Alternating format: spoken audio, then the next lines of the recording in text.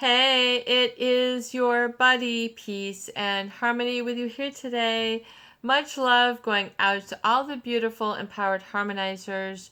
We are zooming in and focusing in a little bit more in depth on how to sort of come back to focus, how to come back to being grounded, basically come back to center after you've been in a relationship with a female psychopath. There's been a certain difficulty or transgression in the relationship that has resulted in some emotional, physical, or psychological or psychic pain for you. And it becomes oftentimes very difficult, unbearable, and results really in a lot of confusion and really I would say oftentimes terror and regret, but mainly confusion based on the sort of a fog, what we would call in psychology as fear, obligation, and guilt, which are sort of the underpinnings of a female psychopath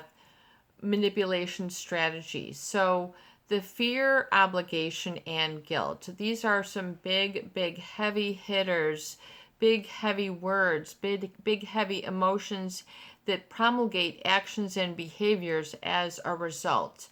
So whether you encounter this in your marriage, whether you encounter this in your family, whether you encounter this in your community, your workplace, through extended situations, what have you. I mean, we have all sorts of assorted situations here on the channel.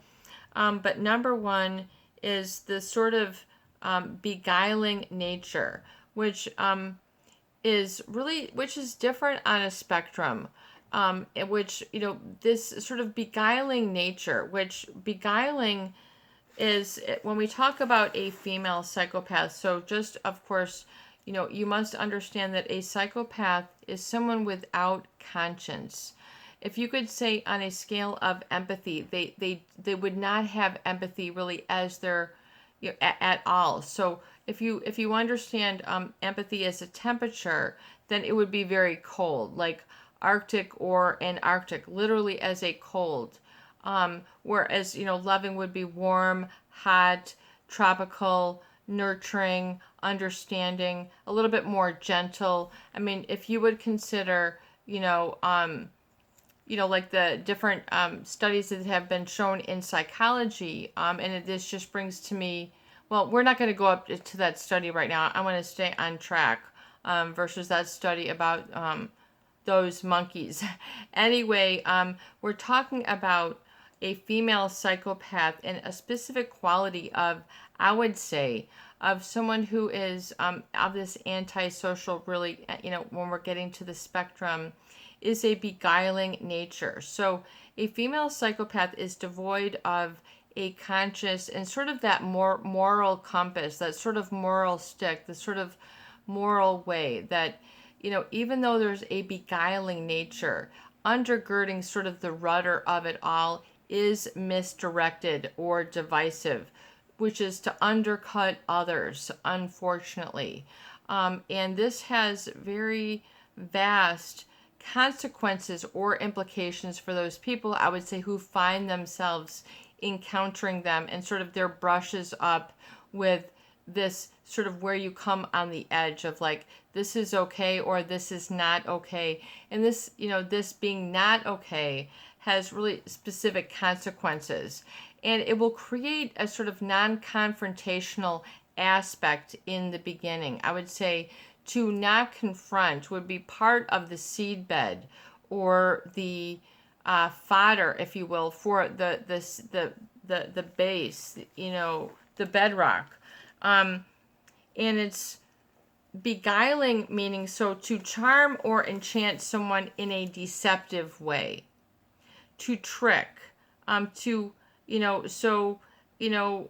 so to woo somebody, I guess is what they say. So, but to beguile in the English, which is be, which means thoroughly, and then the English guile, which means to deceive, which means to thoroughly deceive. Oh boy, okay. So then and it says to by fraud, which to guile, the word guile means sly or cunning intelligence. So we're talking about a different type of intelligence. We're talking about a sly or cunning intelligence.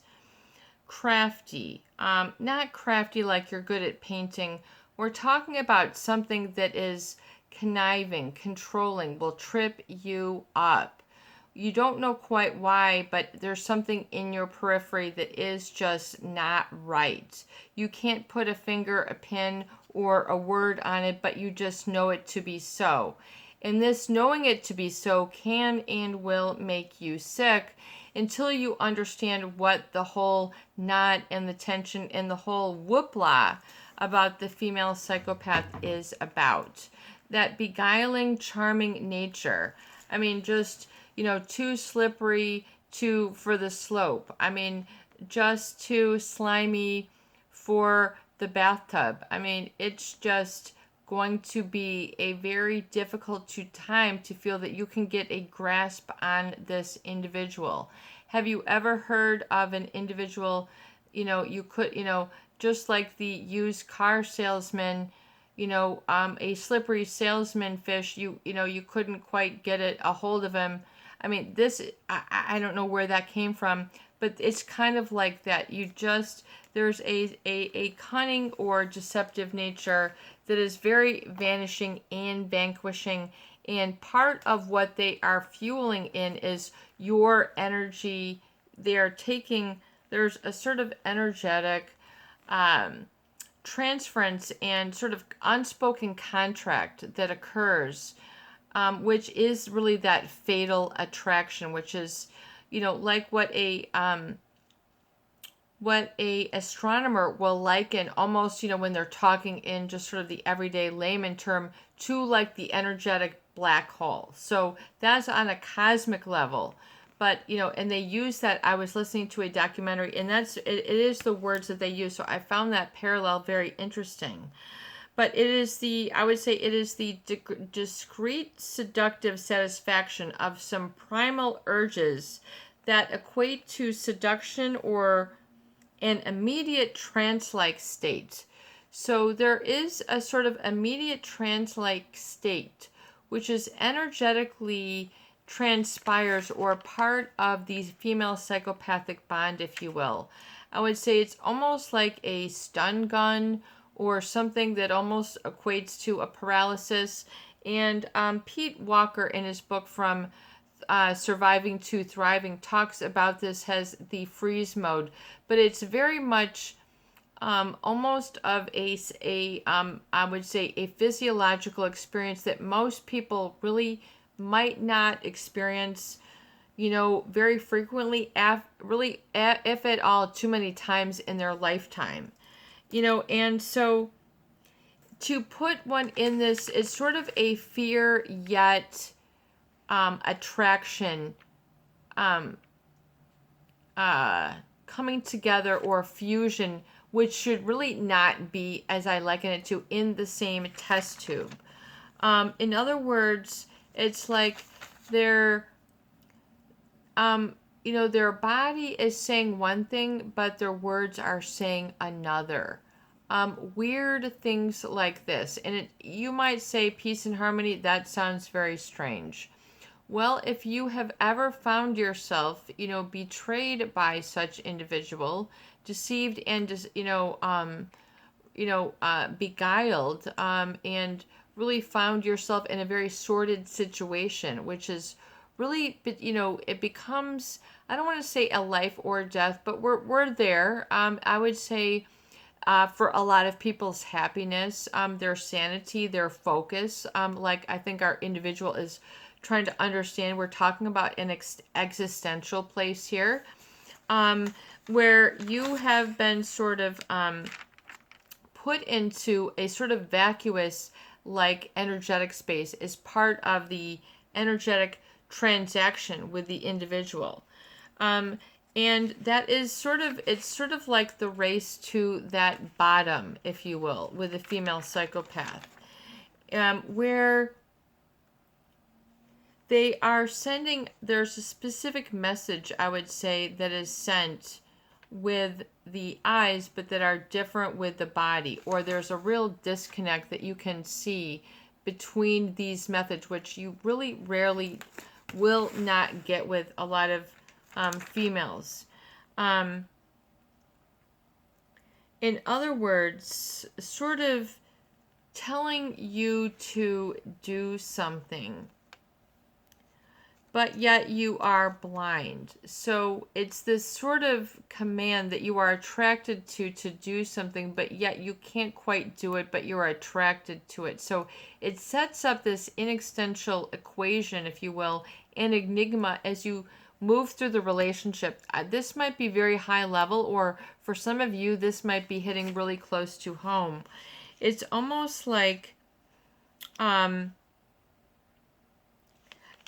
certain deception that they are sort of improving themselves while cutting you down. So part of your attraction, which is to fall in love and support, that simultaneously that they're improving and elevating themselves while cutting you down, but while they're feigning the attraction and the loyalty that becomes part of this sort of really strong, almost like super glue type sort of attraction that these people will have, even though they're getting thrown off center. And I would say in the beginning, it feels more like pleasurable because there's a certain element of attraction or that could be fancy or fanciful about this individual, or it's a complete withholding of that, yet the entertaining as if.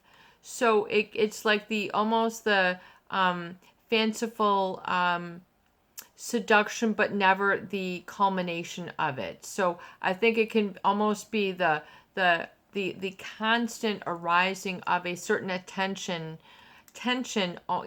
whether it's sexual or fantasy or something along those lines, but never the satisfaction of it. There's a real sort of depletion of the other individual to take part of what really becomes an energetic transaction. And it's in action as if, once again, likening back to as if you are as an inanimate object, as if you do not exist. And it's how they act, and it is rehearsed, period. In other words, it's just something, I think the one way a psychologist will describe a psychopath is the way that they will move through relationships, that they just sort of can very easily move through relationships, hurt people, and leave all sorts of things undone, upside down, and divided, and not have a care in the world, and just sort of move very rapidly and continuously. So, and part of this, I think, is the being treated as if you do not exist. So there's a very painful place that is part of this psychopathic bond, if you will, with the female psychopath. I think that will be very difficult more than anything, which it sounds very childlike or juvenile. Don't treat me like I don't exist or something of that nature. But it really is a very energetic situation that most people cannot deny. They might live in denial of it for some time, but then they eventually arise and bubble to the surface that, I do exist. This is real. I am violated here, and there's usually a violatory nature, which means it seems like the deception, the beguiling nature, in other words, it seems like love and okay, but deep inside it really isn't, because of these pre-calculated, premeditated sort of emotional minefields where you are all then but to step on, that they have sort of planted and supplanted, and then will make as if not, but then, so it's like it's just very, very difficult, I think. And it's a great Vera question, because that is how one then sort of loses center and loses focus and loses confidence and sort of strength within oneself. I mean, I think that's probably why. So it's very, very strange, and it does result in a tremendous loss of energy. And in other words, they will, I think a psychopathic statement is they will say in the midst of it that they will respectfully disrespect you, meaning that they will bow themselves down as if to make a curtsy that they have deceived you with. Like, in other words, I have hurt you and you're welcome. Like a very strange cognitive dissonance, sort of emotional discord. Discord meaning like the adverse of harmony.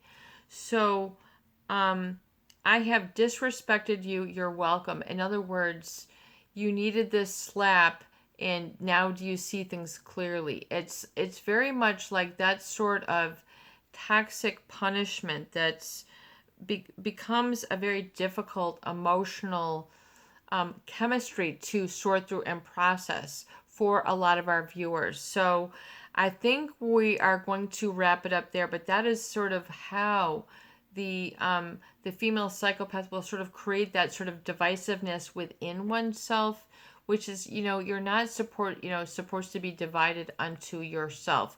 Sure, you'll have back and forth or weigh your options and objectives, but we're talking at a deep moral sort of existential I am, and I have a sense of myself as warm, living, and more dimensional than the three-dimensional with which you are treated by this individual. So it's like a reclaiming of your dimensions. It's a reclaiming of your emotional and your heart dimensions, your sort of esoteric, etheric body, and your sort of your higher level, your connection to sort of more of an infinite intelligence or a vast sort of happiness, or I am strength that you can plug into, which is when you are able to inhabit a sense of I am, like that it's okay for you to be around, sort of, and come to after you have been so separated from it. It's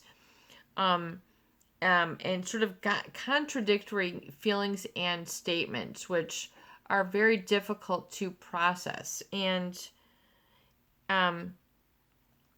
I think that this will, which is why it is difficult to have focus, because you can't simultaneously be disrespected and feel welcomed by being hurt, and then you're welcoming hurt.